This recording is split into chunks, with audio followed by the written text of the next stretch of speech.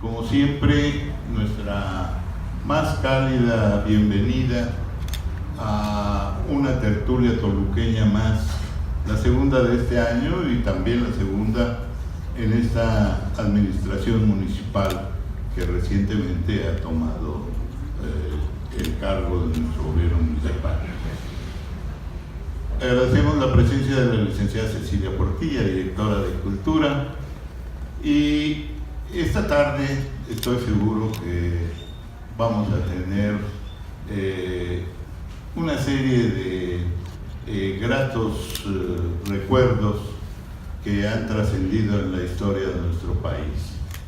Esta tarde los tertulianos nos congregamos para recordar que hace 90 años se encontraron en esta ciudad dos singulares personajes: Antonieta Valeria Rivas Mercado y José Vasconcelos, dos sólidos pilares del mecenazgo de la cultura mexicana. Hemos invitado al maestro Pedro Daniel García Muciño, que es además un estimado amigo y que es un gran conocedor de la vida tanto de Antonieta Rivas Mercado como de Vasconcelos. ¿Cómo era aquella Toluca en la que se dio aquel encuentro que cambiaría el porvenir de ambos? El Anuario de la República Mexicana, publicado por editores Somolinos y Montesinos, con su información nos aproxima a la ciudad que en 1929 tenía 36,000 habitantes aproximadamente. La República acababa de vivir el asesinato del general Álvaro Obregón. El gobierno del estado lo encabezaba don Carlos Riva Palacio y el municipio era presidido por don Esteban Plata. Los institutenses recién habían celebrado el primer centenario del glorioso instituto.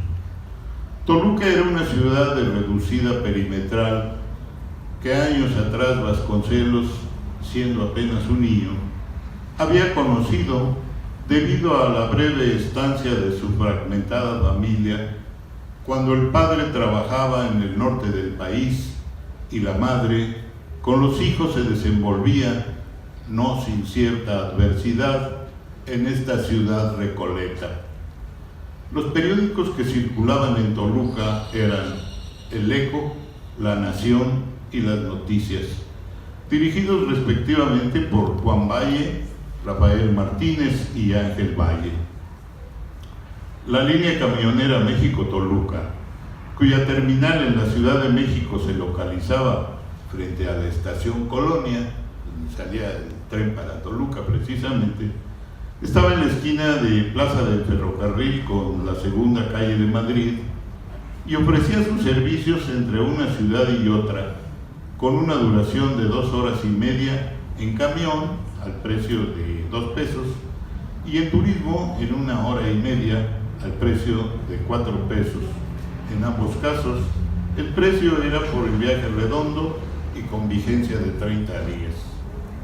El sábado 9 de marzo, víspera del Domingo de Ramos, Antonieta y Vasconcelos se conocieron en esta ciudad tan diferente a la actual y que se despedía de los fabulosos años 20. Los portales empezaban a perder el monopolio del comercio importante. Sin embargo, las negociaciones más selectas del ramo estaban ahí. Antonieta y Vasconcelos caminaron por nuestros portales y seguramente la importante conversación que sostenían debe haberles impedido ver la variedad de negocios por los que pasaban. En el Portal Madero, la tienda de barrotes Los Pirineos de don Antonio Yurrieta, la droguería El Refugio de don Juan Fernández, los billares Toluca y México de don Segundo González, la ferretería La Palma de don Eufemio Licea, la Valenciana de Alfredo y Román Ferrat, la legendaria cantina Montecarlo y los billares de Ibarrola y Busquet, las telas y ropa El Pasaje de don León Ford, y aquí tengo entendido que está algunos de sus descendientes, los abarrotes de Hilario Carrillo, sucesores, el Gran Cajón del Sol de don Benito López, la sombrerería elegante de Tardán Hermanos, la botica central de López y compañía, el café de Clara Quevedo, que además era una gran dulcería, la reforma del comercio de Agustín Martínez, el cajón de mina de José González, el puerto de Liverpool de Manuel Hernández Estrada, que espero que también aquí esté su nieto, y en la esquina con el portal Reforma, el puerto de Veracruz de Emilio Garnier, que después pasó a la familia también de origen francés. En el portal Reforma seguramente pasaron por la cedería La Purísima de don Antonio Reyes Garduño y la ferretería La Ciudad de México de don Filiberto Hernández, la mercería La Mexicana de B. González e Hijos, los abarrotes El Lazo Mercantil de don Laureano Sobrino y en el número 29 la casa del licenciado Guillermo Aguilar. Aquí están sus nietas.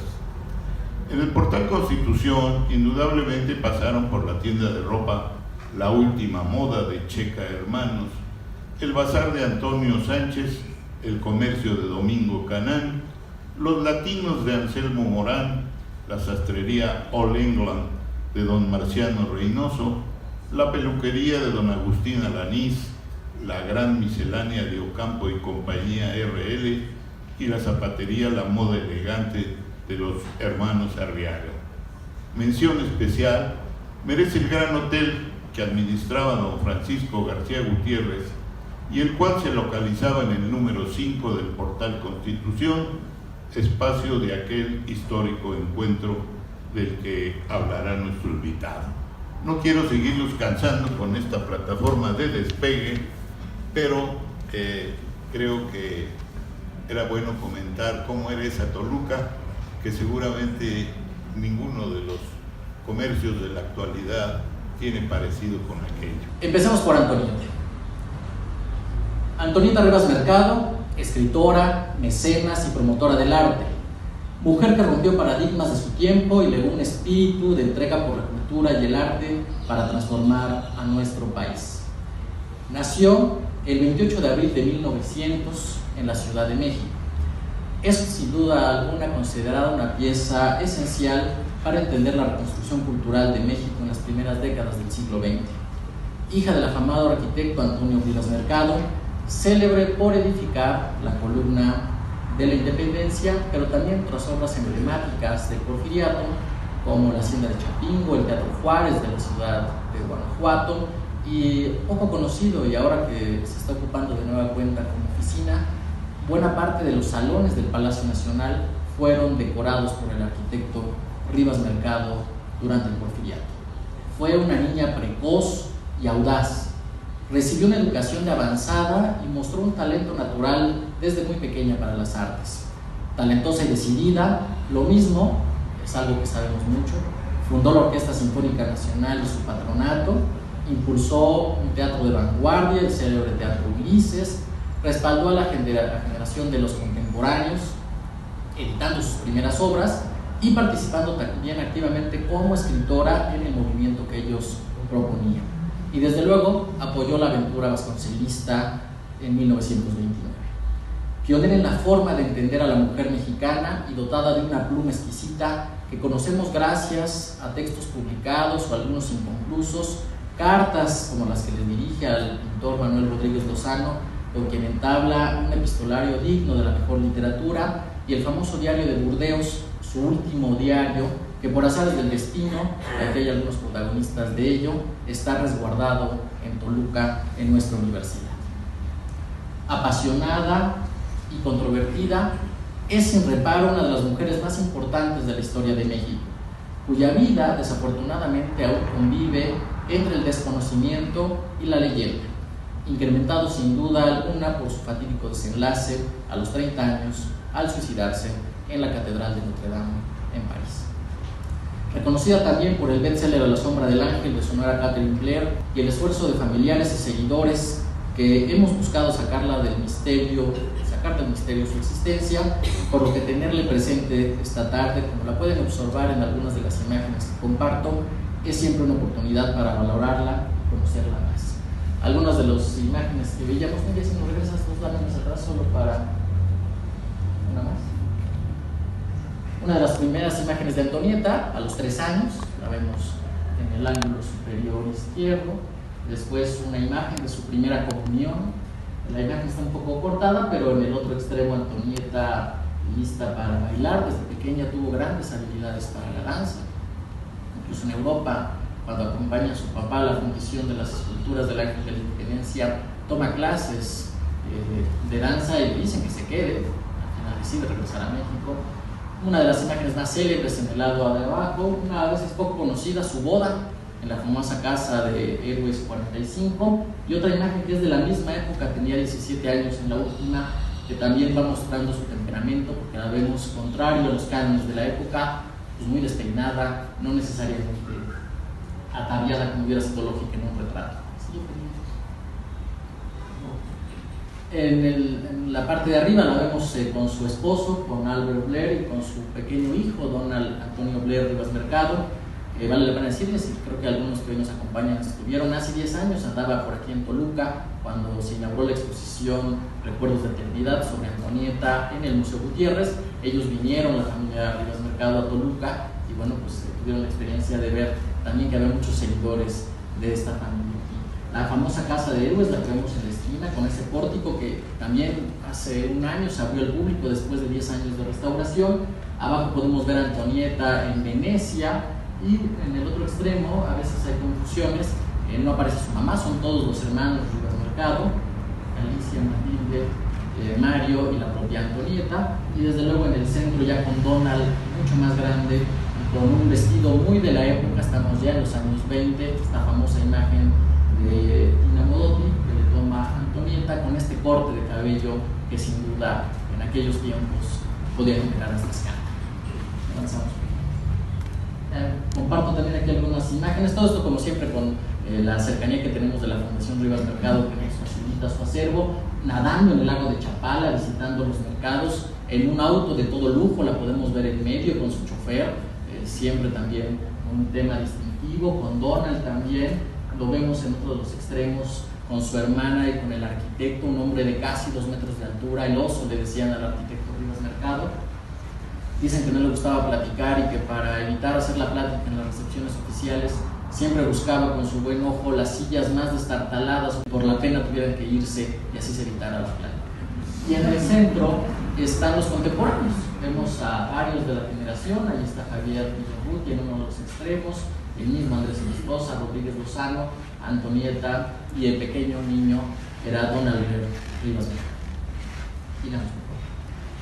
Y entramos al segundo de los personajes de este encuentro con el destino, José Vasconcelos, fundador de la Secretaría de Educación Pública, promotor también del arte y la cultura, pieza clave para entender el siglo XX mexicano, hombre de ideas y de acción, cuyo legado recorre un espectro que abarca la primera cruzada educativa, el impulso inicial al muralismo, la edición pionera de libros clásicos, los famosos libros verdes que fueron muy famosos, su autobiografía dividida en 4 tomos, Ulises Criollo, La Tormenta, El Desastre y El Proconsulado, inscritos en la novela de la Revolución, la dirección en distintas épocas de la célebre revista La Antorcha, un rectorado transformador en la Universidad Nacional, que no era autónoma, todavía era solo Universidad Nacional, y desde luego su propia odisea en busca de la presidencia de la República en 1929, sin olvidar su paso en las últimas décadas en la Biblioteca de México, en la Ciudadela de la Ciudad de México.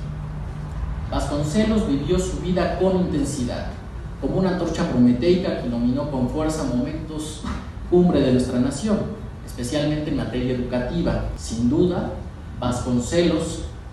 el Vasconcelos de los últimos años siempre será controvertido, por su cercanía al final de su vida con gobiernos totalitarios, con teorías incluso de corte racista, y al final también un catolicismo exacerbado, casi fanático, que profesó en los últimos momentos de su vida. Siempre osado y controvertido, su lugar en la historia de México está entre los grandes constructores de la patria, como lo podemos observar y lo vimos en algunas de las imágenes en momentos de su vida, sitial donde más allá de cómo acabó su vida, no podemos perder de vista que Vasconcelos tiene un lugar en nuestra historia nacional. En las primeras imágenes podemos ver que a Vasconcelos le gustaba mucho retratarse, por eso sale en retratos.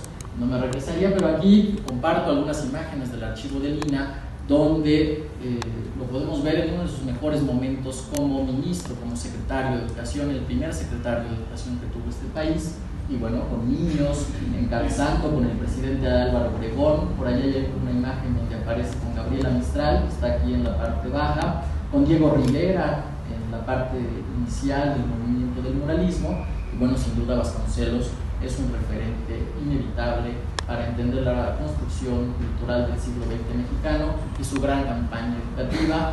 En un periodo muy corto, de repente pensamos que fue un gran tiempo, fue secretario de Educación prácticamente solo menos de 4 años, y con eso sentó las bases de buena parte del desarrollo cultural y sobre todo educativo del México del siglo XX. Avanzamos.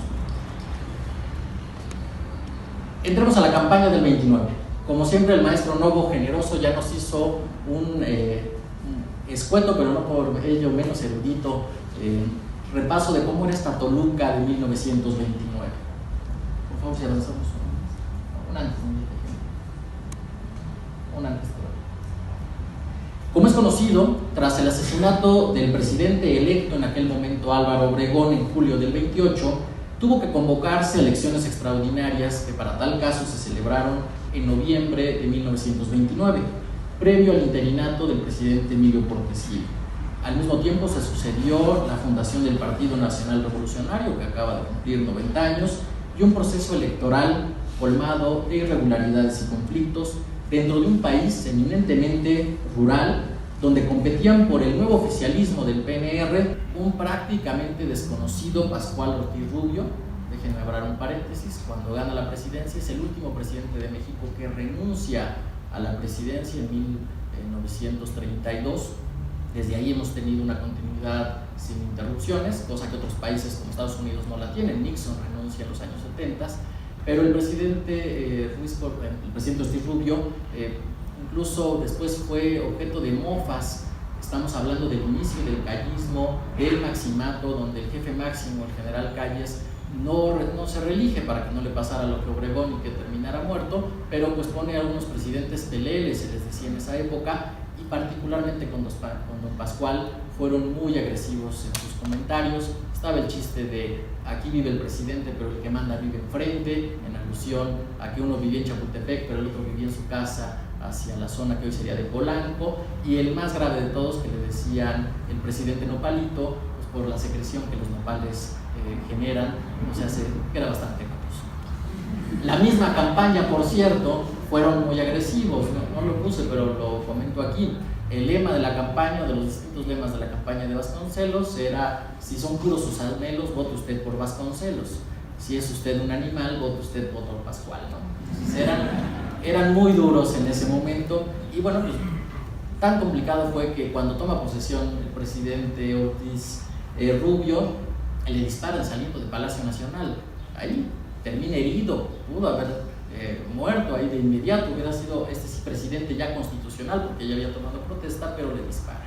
Pero bueno, en fin, de ese lado, un desconocido venía de ser embajador en Brasil, que para esas épocas era una distancia gigantesca, y el nuevo oficialismo del presidente Calles y esta unión, pues llamaríamos de caciques revolucionarios que fundan el PNR, lo postulan.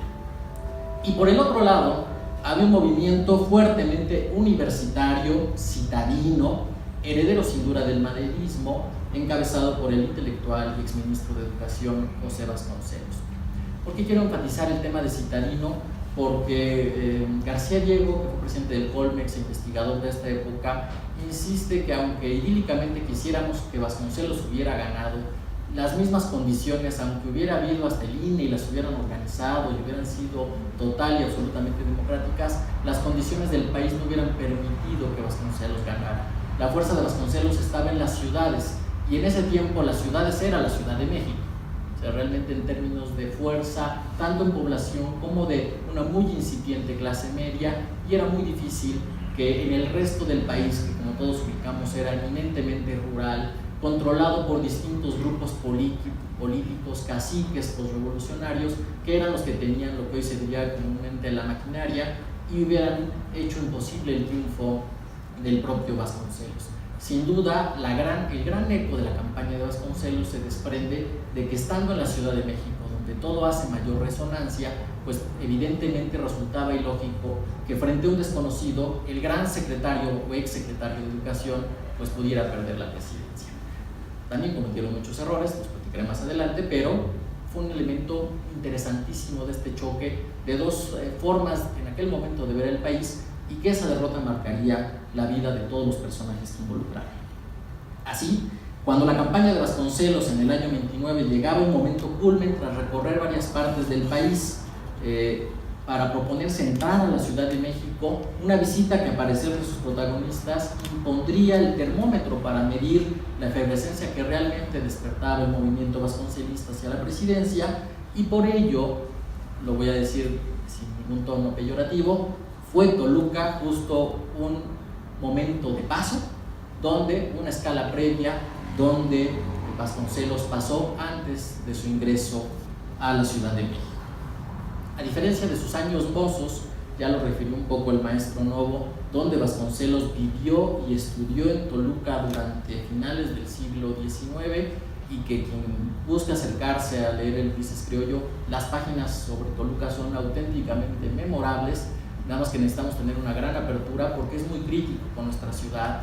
Nos dice fríos, critica cómo caminaba la gente por los portales, cómo por la acera dentro del portal solo caminaban la gente adinerada o con mejor condición, y cito tal cual, los indios de Manta caminaban por abajo, pero también refiere que los que caminaban por arriba ni se saludaban ni se conocían, que no ha cambiado de repente.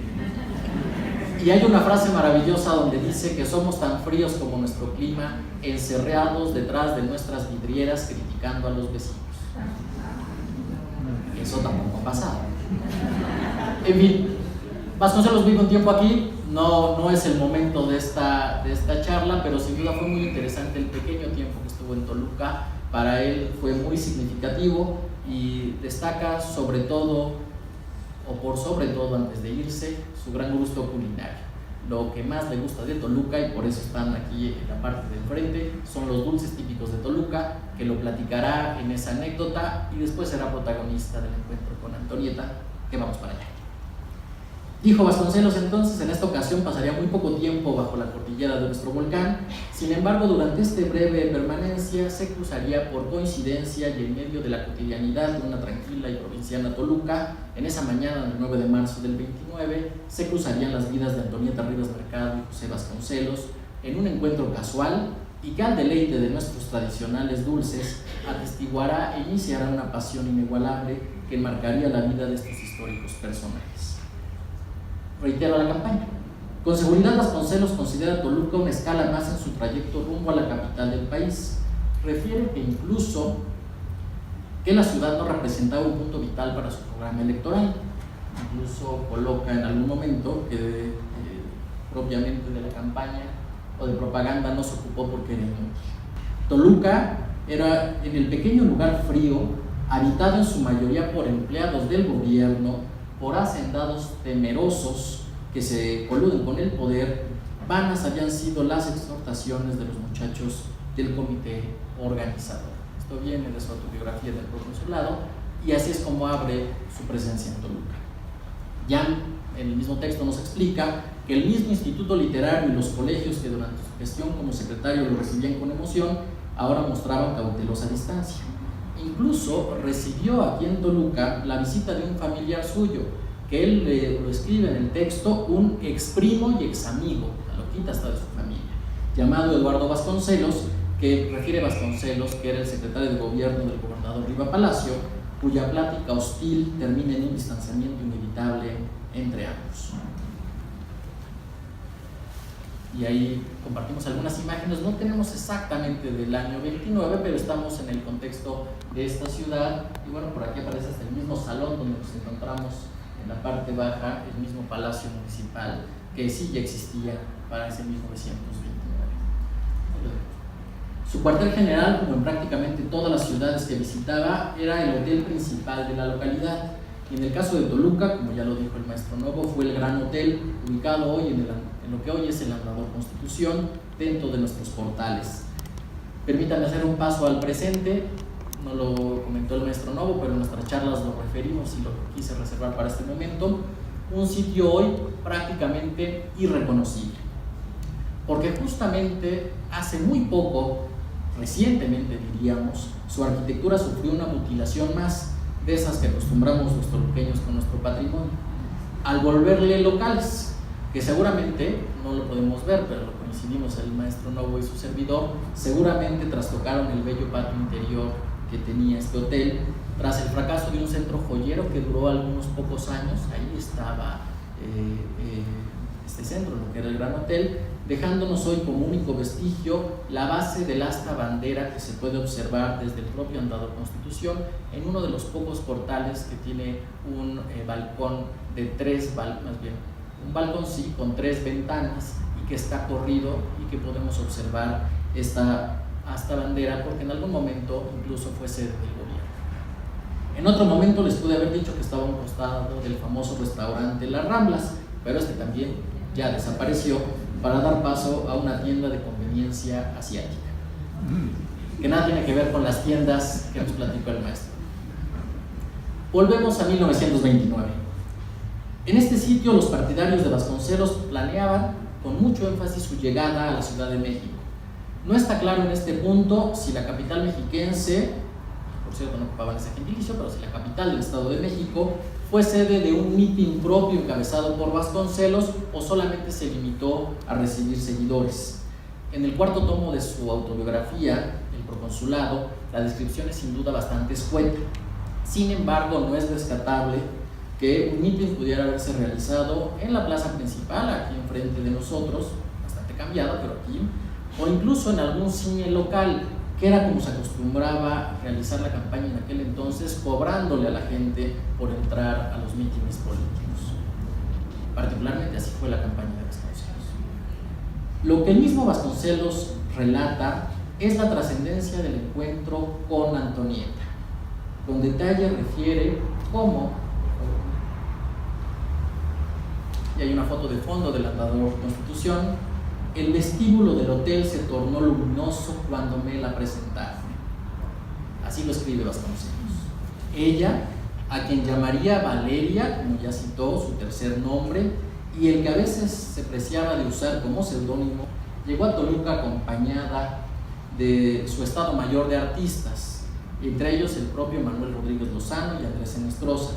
Este último, Enestrosa, responsable de la travesía que significaba 3 horas entre la Ciudad de México y Toluca, cuyo objetivo, además de sumar su adhesión a la campaña de Vasconcelos, era ofrecer al candidato el automóvil de Antonieta, un vehículo de gran lujo para su entrada triunfal a la capital del país del día siguiente. Como ya citamos, era el sábado 9 de marzo de 1929, sábado previo a este esperado ingreso a la meseta de la Náhuac del nuevo Quetzalcóatl, revendedor y justiciero que representaba en aquel momento el candidato presidencial Vasconcelos. La conexión entre ambos personajes, ahí en el Gran Hotel, fue total desde el primer momento. Fabián Bradou, quien hizo una muy bien lograda biografía de Antonieta, afirma que la intensidad de ambos personajes, la empatía intelectual y programática, fue total y demoledora para ambos. Con gran poesía, por eso la cito, refiere que Antonieta debió de haber aspirado el aire frío y puro de las alturas, sin duda una alegoría de Toluca, para ir al encuentro del Prometeo, decidida a atizar en él la yesca de nuevas esperanzas. Ambos se conocían solo por referencias, sabían uno del otro, desde la óptica de la información del momento, porque hay que ubicar mucho tiempo que Antonieta vive en Europa, como Vasconcelos participa en la Secretaría de Educación, y aunque pudieron coincidir en algunos años en la Ciudad de México, no hay registro que se conocieran previo a conocerse aquí en Toluca, más particularmente en un buen tramo del siglo XX, de la década de los 20 del siglo XX, porque Antonieta viaja durante muchos años a Europa con su papá y con su hijo, que es buena parte del momento de gloria, diríamos, de Vasconcelos en educación y después del primer exilio de Vasconcelos, es decir, que cuando ella regresa, Vasconcelos exilia. Por eso podemos afirmar sin mayor temor que se conocen por primera vez en Toluca. Antonieta sin duda veía en Vasconcelos la encarnación de los ideales e intereses superiores de México. La idea del voto femenino que el vasconcelismo proponía le entusiasmaba sin duda con ahínco, y la sola presencia de un ser tan poderoso, pero a la vez mortal, movía en su interior la esperanza y la dicha, que en poco tiempo se tornaría en pasión. Fuerza que le llevaría de inmediato a sumarse a su campaña y llevar la crónica de la misma, relatando con mucho talento los episodios más célebres de esta aventura presidencial, a extremo tal que el mismo Vasconcelos en su autobiografía cede la voz a Valeria por no encontrar, dice Vasconcelos, mejores palabras para relatar este suceso. Por su parte, Vasconcelos, siempre receloso y desconfiado, dudaba de las intenciones de Antonieta. La misma Bradún nos dice que seguramente cuestionaba el papel de una adinerada, influida por las corrientes afrancesadas, culta y emancipada. Déjenme abrir un breve paréntesis. Este tema, para ese momento Antonieta se había separado de su esposo, de Albert Blair, pero llevaba más de una década separada de él. Duraron muy poco como matrimonio y anduvieron cada quien por una vida distante, por eso ella viaja con su papá y con su hijo, prácticamente ya no convivían, y para estas épocas estaba empezando a tramitar un tema que llegó a las Cortes de un inicio de divorcio, pero para ese momento no estaba en el código autorizado y seguramente es uno de los factores que años después, muy pocos después, turban la mente de Antonieta frente a Notre Dame. Pero en aquel momento que Antonieta estuviera separada, no dejaba de resultar pues escandaloso para la sociedad de aquella época, con muy pocos casos que pasar. Regreso entonces a aquel momento. Decía Vasconcelos que era una mujer culta y emancipada, seguida siempre de su séquito de intelectuales preferidos que le ofrecían un vehículo para ingresar a la capital del país. Quise compartir con ustedes unas imágenes del ingreso de la capital, a México, a la Ciudad de México de Vasconcelos, un domingo 10 de marzo. Si lo vemos en diferentes ángulos, va acompañado pues de algunos de sus más cercanos seguidores y la verdad no alcanzamos a ver el vehículo. Lo que sí les puedo confirmar es que el hecho de que Antonieta haya entrado Vasconcelos haya entrado en el vehículo de Antonieta no sucedió. Vasconcelos entró a la Ciudad de México en un vehículo de la compañía de Luz y Fuerza. Sin embargo, el mito de que usó el auto de Antonieta se mantuvo por largo tiempo, gracias a la sátira que de este hecho hizo Diego Rivera, en aquel tiempo ya distanciado de Vasconcelos, al correr la voz, permítanme poner entre comillas y el término que ocupaba Rivera, al correr la voz que el candidato del pueblo se paseaba en el coche de una millonaria. Fue parte de esta campaña, que incluso hoy diríamos campaña negra, como socorrida en esta campaña contra el candidato Vasconcelos. Pero bueno, no entró, ahí está documentado. Vale la pena decir, en un momento saldrán algunas imágenes, fue un ingreso apoteósico muy parecido al de Madero, muchos años antes, en 1911, donde prácticamente la Ciudad de México se paralizó para recibir a Vasconcelos, pero reitero lo que dice García Diego, sin que nos confundamos, que la unión de las masas significaba en un modelo electoral tan complicado como en aquel entonces, que eso le garantizara ganar la presidencia. Regresemos a 29. Sin embargo, Vasconcelos, el Vasconcelos maduro, que escribe en el proconsulado, otorga una descripción mucho más certera de lo que él creía de ella en aquel momento. Vasconcelos dice, traíamos un audio por aquí, Carlos, no sé si sufre. Vamos a intentar a ver si entra un audio donde grabamos este pedacito para que eso... Se trata de una de las grandes mujeres que el país ha producido en los últimos tiempos. Hallábase cuando se presentó en Toluca, en el ocaso de una carrera social ilustrada con su talento, su hermosura y una fortuna de bastante consideración que había despilfarrado, parte en malos negocios, parte en dádivas, ya para el sostenimiento de una sinfónica, ya para la edición de revistas literarias selectas o para los trabajos de un teatro de minorías titulado Ulises. Morena, bien hecha y elástica, ejemplar de una fina raza nativa, su fuerza, sin embargo, estaba en su espíritu.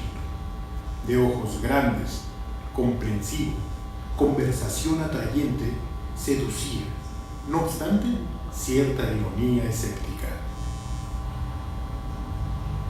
Como vemos en esta voz que para descansar un poco les quise transmitir de la descripción, Vasconcelos así describe a Antonieta. Nos hace esta referencia, sí sabía de este teatro que impulsó, de sus elementos, incluso el término despilfarró la herencia. Déjenme abrir un paréntesis muy breve ahí.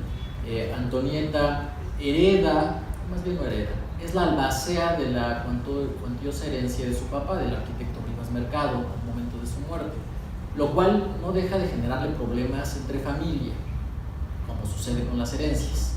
Y entre los hermanos hay una gran tensión porque Antonieta, la más liberal, la más descuidada, si quieren utilizar el término, la que gastaba en esas cosas sin trascendencia como hacer orquestas, saludo al maestro Urban,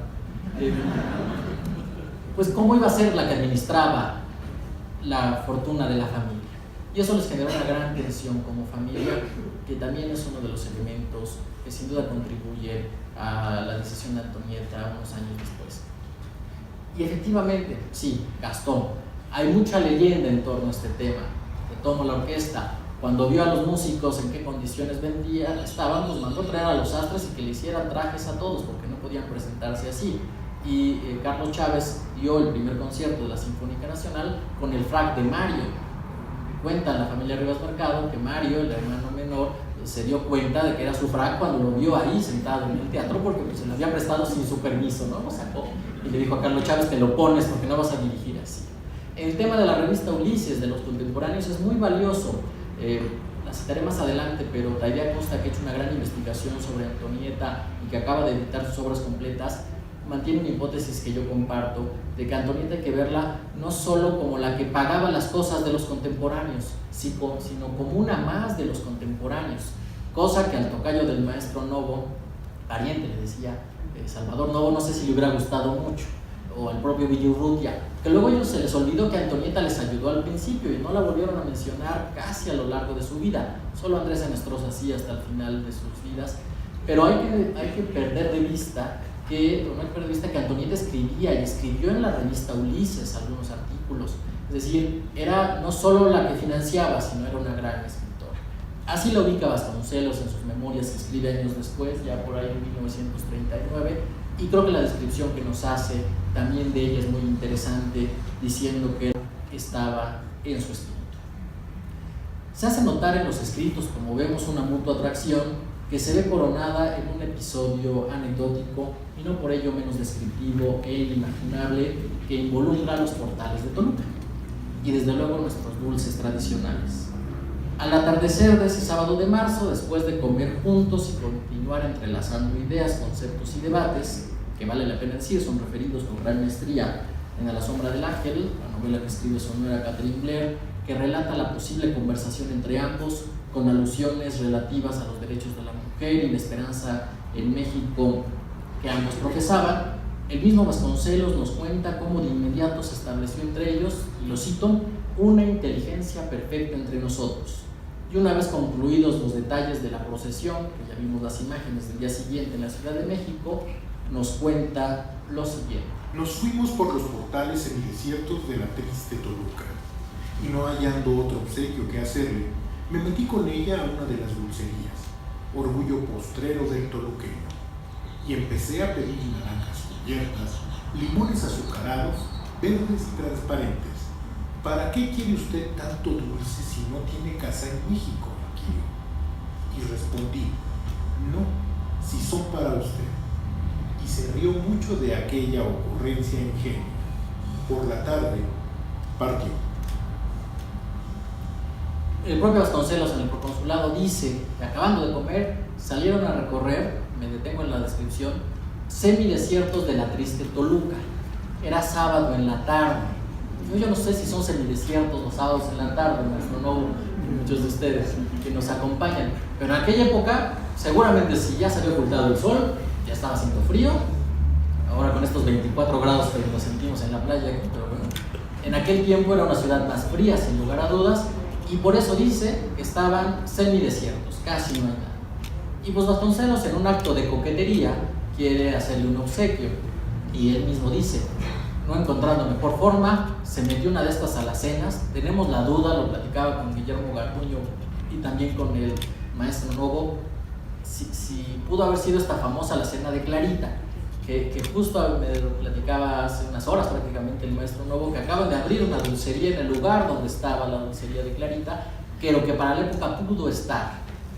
Lo otro que pensábamos el maestro Novo y sus servidores, que en aquella época en los bases del portal también había unos pequeños estancos, unos cajones de madera donde vendían dulces típicos.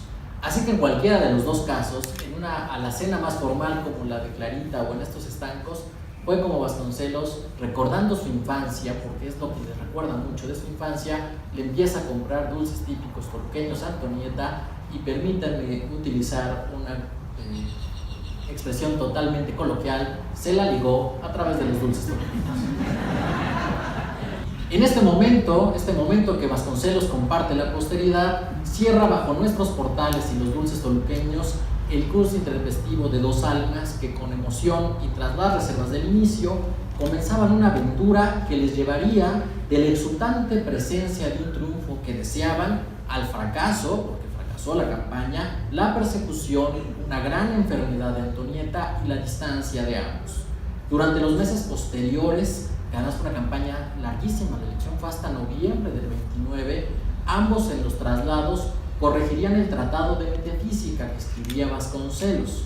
Habría que preguntarnos qué candidato hoy podría escribir un tratado de metafísica y ser candidato en estos tiempos. Pero bueno, Vasconcelos lo hizo y lo escribió, y Antonieta le ayudó a corregir. Al tiempo de que Antonieta también le ayudaba a construir discursos y, como ya platiqué, recabar la crónica de esta lucha presidencial.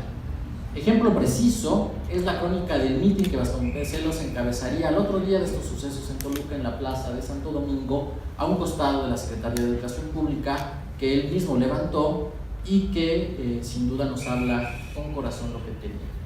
Es la capital del Estado de México, ciudad que anida en su propio valle, tras el ajusco asombroso al pie de su volcán frío casi nevado. Una mañana despejada del mes de marzo, bajo el cielo transparente que rinde minucioso el contorno de los objetos lejanos, recortando con fino bisturí la mole eternamente azul de la cordillera distante, salía de aquella villa una comitiva exigua, apenas unos cuantos automóviles que bien podrían haber conducido a un grupo de turistas curiosos por la infinita majestad de la meseta mexicana. La distancia que media entre Toluca y México se cubre fácilmente en 3 horas, pero el viajero hubo de detenerse en cada uno de los pueblos que corta la carretera, los pobladores en fiesta al esperar.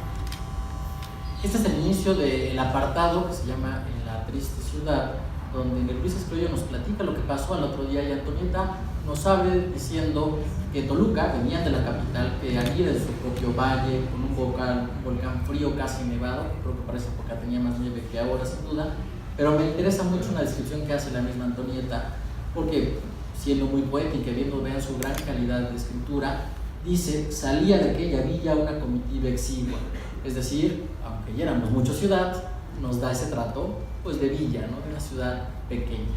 Y el segundo de los casos es las 3 horas que se hacen de México a Toluca o de inversa. El maestro Novo en este documento que nos dijo al principio, hablaba de que viniendo de México a Toluca pues eran 30 kilómetros de subida, 20 de bajada y 10 de planito, y que ahí está, ¿no? 20 que llegamos hasta el Monte de las Cruces, los 30 hasta el Monte de las Cruces, los 20 bajando todo este páramo, y luego el planito de Lerma, ¿no? Llegando hasta acá. Y sin duda entrando pues por la única entrada, que era la avenida Hidalgo. Así que Antonieta le da esta descripción a Toluca, y después, siguiente lámina por favor, lo leo yo, retoma lo que Vasconcelos dijo en este mitin, y le da voz a Vasconcelos y dice, habló Vasconcelos, dijo lo que ya estaba vibrando en la emoción de los oyentes, masa humana que rebasaba el espacio abierto y que ignoró el sol, la fatiga, el hambre. Recordó el antiguo mito de Quetzalcóatl, Prometeo, protector de las artes, de la paz, fomentador de la civilización, a quien castigaron no los dioses, sino los propios mortales favorecidos, adversario eterno del sangriento Huitzilopochtli, guerrero cuento, batalladores que se disputan aún la tierra del águila y la serpiente. Esta es la crónica del discurso del otro día, y sin duda el gran mensaje viene en conjunto. No hay que perder de vista que esto se escribe bien y se publica ya incluso como obra póstuma de Antonieta, y ya se empieza a notar un tono de pesadumbre al hablar de esta lucha entre los buenos y los malos, que así se consideró siempre el vasconcelismo. Retomo entonces que de este encuentro, de esta crónica de la campaña, a partir de ese momento Antonieta y Vasconcelos estarían juntos durante un largo tiempo de la campaña. Ella contribuiría con su talento e ingenio a la misma, aportando también su dinero, es cierto, está claro que hubo una aportación de presupuesto, pero también sus ideas, en un papel que a veces es olvidado por el propio Vasconcelos y sus seguidores. Finalmente vale la pena decirles que Antonieta abandonará el país antes de la jornada electoral.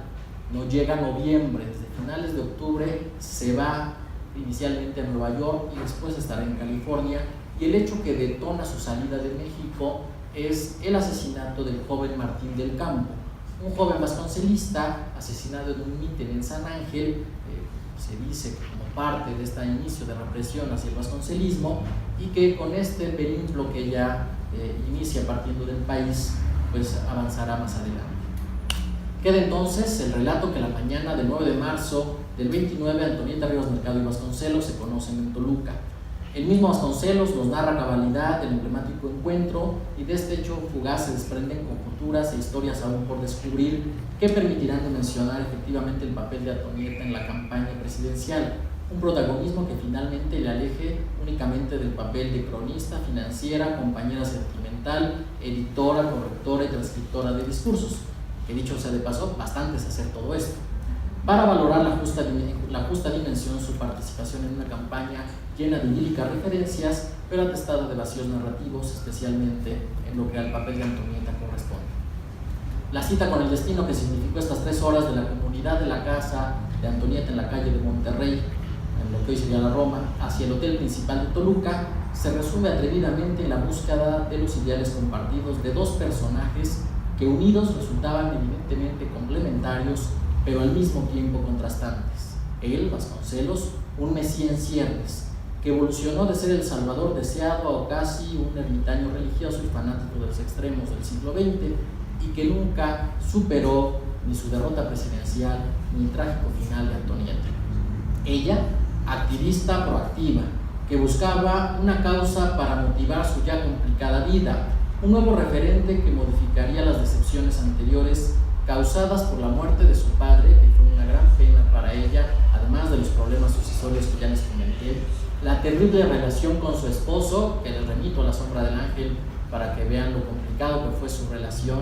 Ahí viene una anécdota terrible por la formación religiosa de Albert, no permitía las vacunas y en consecuencia Donald casi sufre pues una enfermedad muy grande cuando vivían en el norte del país, y ella agarra a su hijo y se viene con su papá, evidentemente. Una relación muy complicada con su esposo, y sumaríamos también un amor idílico no correspondido, como todos sabemos, con el pintor Manuel Rodríguez Lozano, que evidentemente, aunque ella le describía maravillosamente su pasión y su amor, pues nunca le iba a corresponder por sus gustos personales. Cierro en este momento propiamente lo que corresponde al encuentro, y ya muy breve para no entretenerles más, que hay algunas imágenes de Vasconcelos, de su campaña que quiero compartir. Les quiero compartir 2 pequeños detalles que salen de la esfera del encuentro en Toluca, pero creo que es interesante compartirlos porque han salido a la luz pública, y uno tiene que ver con esta imagen que tenemos a la espalda. Podemos confirmar una amistad que en breve tiempo formaron Antonieta Rivas Mercado con el poeta y dramaturgo español Federico García Lorca, amistad que llegó a extremos de confidencia afectiva, como al final me van a entender. Todo esto lo logramos puntualizar gracias a las investigaciones de Taira Costa, y que están disponibles en estas obras completas que se acaban de editar de Antonieta. Para darnos un contexto, les vuelvo a reiterar, Antonieta parte a finales de 29 hacia Estados Unidos, concretamente a Nueva York, y ahí tuvo que ser internada en un hospital por causa de una severa crisis nerviosa, una profunda depresión que la mantuvo varias semanas en el hospital. Pero sin importar esto, Antonieta como pudo siguió trabajando, escribía constantemente a su familia, a sus amigos, en una interacción activa que en su epistolario lo podemos ver cómo quería construir y seguir construyendo cosas. En ese final del 29 en Nueva York, establece amistad con García Lorca.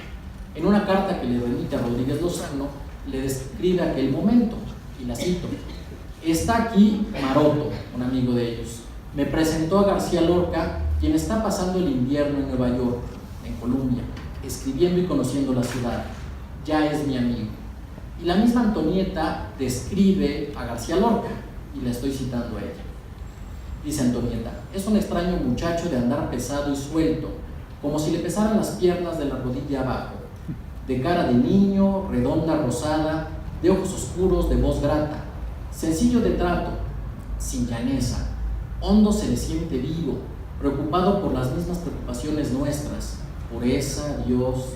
Es niño, pero un niño sin agilidad, el cuerpo como si se le escapara le pesa, culto, de añeja cultura espiritual, estudioso, atormentado, sensible". Así describe Antonieta a García Lorca. Pronto el trato pasa de la complicidad a llevar a cabo proyectos en conjunto. Ella quería traducir y montar las sombras de García Lorca y a su vez que García Lorca adaptara leyendas oaxaqueñas de Andrés Enestrosa. En una carta que García Lorca le escribe a su familia en estas mismas épocas, nos describe esta fotografía donde aparecen estos 4 personajes y le dice a su familia: "Os mando una fotografía en la que estoy con María Antonieta Rivas Mercado, una mexicana, con J por cierto, millonaria, fundadora de la revista Contemporáneos y del Teatro Ulises de México, también con J, gran amiga mía, de una muchacha hindú, bailarina que es una preciosidad, no dice su nombre, y de un pianista de Hawái muy bueno que ha tenido éxito en Nueva York". Es decir, que es la pareja que vemos en el otro extremo, los dos que tienen sombrero, Antonieta y García Lorca en el otro. Y dice García Lorca: "Son 3 raros desde luego, pero inteligentes y muy buenos artistas los 3". Cuando Lorca conoce de la muerte de Antonieta, seguramente hacia finales de febrero o principios de marzo, ya estamos en 1931, le escribe a su familia, y lo vuelvo a citar, y Lorca dice: "Os rogaría si me pudieseis encontrar los relatos de mi pobre amiga María Antonieta Rivas, me lo enviarais, ya que tengo una gran gana de siquiera tener este recuerdo en mi estudio de una de mis mejores amigas y de una de las mujeres más inteligentes que he conocido". Cierro la cita. Afortunadamente, su familia no remitió estas fotos a Lorca y se quedaron en resguardo de sus herederos y hoy en día de la Fundación Lorca, gracias a la cual no se perdieron tras la muerte de García Lorca al inicio de la Guerra Civil. Sin embargo, estas imágenes, más allá de la anécdota, tienen un trasfondo que enfatiza la complicidad que surgió entre nuestra Antonieta y el poeta Garitán, ya que justo a él le envía las únicas 2 imágenes que existen, es esta y una que les mostraré, junto a Vasconcelos, que es la imagen de esta tertulia que nos sirve como proscenio. Por favor. Esta fotografía de Antonieta con Vasconcelos es una imagen de finales del 29, todo en el mismo año, después de conocerse en Toluca, meses después de conocerse, pero que en realidad no es una fotografía, sino es una postal, como estas postales que se enviaban mucho en la época y que le envía García Lorca y que por fortuna está en el archivo y que gracias a estas investigaciones pudimos ver no solo la imagen, que es la que siempre conocíamos, sino lo que dice la postal.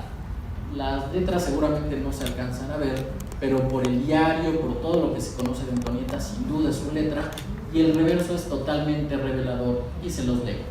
Dice allá arriba, y aquí es donde empieza el escándalo: "Luna de miel de Antonieta y el dragón", como le decía Vasconcelos a modo de seudónimo, en Niagara Falls, en las cataratas del Niágara.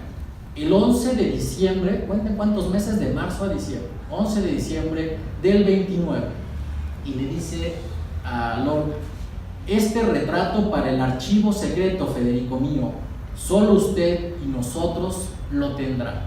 Esta es una imagen también poco conocida. Junto a Antonieta, que la vemos sentada llevándose una mano a la boca, está el editor en París de Vasconcelos, Carlos de Ambrosís, y de pie junto a Antonieta Vasconcelos, con sombrero. La imagen puede ser del 8, 9 o 10 de febrero de 1931, ya que no hay que olvidar que Antonieta solo estuvo en París en esas épocas solo 4 días. El cuarto día, es decir, el 11 de febrero del 31, murió. Lo más llamativo, y podría ser hasta macabro, es que están sentados afuera de la Catedral de Notre Dame, el lugar donde ella se quitaría la vida 1, 2 o 3 días después de esta imagen. La fotografía también, por forma extraña, pertenece al archivo de Marilyn Getz Rivas Mercado, la nieta más pequeña del arquitecto, y que bueno, pues por eso quise compartirles esta imagen, porque además es afuera de Notre Dame, sin duda es emblemático. Fue en los 4 días que estuvo Antonieta. El diario de Burdeos lo deja en Burdeos, por eso ya no registra este momento. Que bueno, solo en 2 momentos la vemos junto a Vasconcelos, y quisiera hacer esta, digamos, pequeña analogía. Mientras en la otra que nos acompaña dice que está en la luna de miel, pues aquí está a escasas horas de quitarse la vida. De este momento final también comparto una imagen igual poco conocida, y que es la última carta de Antonieta, su carta de despedida. La escribió y la fechó el 11 de febrero del 31, se la dirige al cónsul de México en París, Arturo Pani, y es lo único que encuentran en su vestimenta después de que ella se suicida. Como sabemos, ella no muere al instante, sino la llevan a un hospital, Hotel Dieu, como se dice en francés, donde moriría unas horas más tarde. Y en su bolso solo llevaba esta carta y la fotografía de Donald Antonio Blair Rivas Mercado. ¿Qué le pide a Pani en esta carta? Que recojan a su hijo, le da la dirección de su hermano y de su esposo en la Ciudad de México, le pide que vaya por ellos y que pues, lo cuide y que lo atienda, y cierra con la única frase o la frase final donde ella dice: yo soy la única responsable de este acto con el cual finalizo una existencia errada.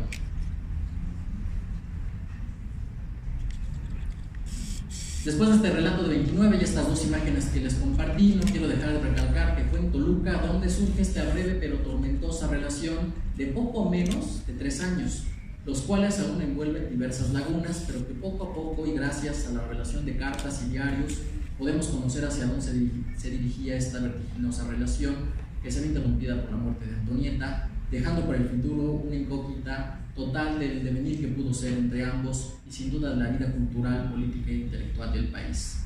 Tal vez la revista Antorcha, reeditada entre ambos y donde ella quería trabajar, pudo ser y trascender más. Los planes culturales de Antonieta, que eran muchos, hubieran florecido, y Vasconcelos, lejos de alejarse a los extremos del final de sus días, pudo haber seguido irradiando con luminosidad el ámbito cultural y político.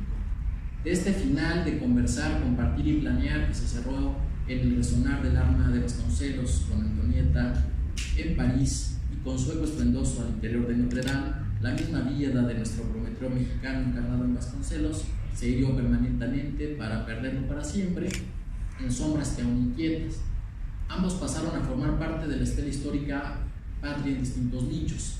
A Vasconcelos siempre se le ve como un águila portentosa, pero que sucumbió ante los abismos, y a ella como un ángel silencioso cuyo nombre no se debía pronunciar hasta hace poco, y que solo con el paso de los años ha tenido nueva luz.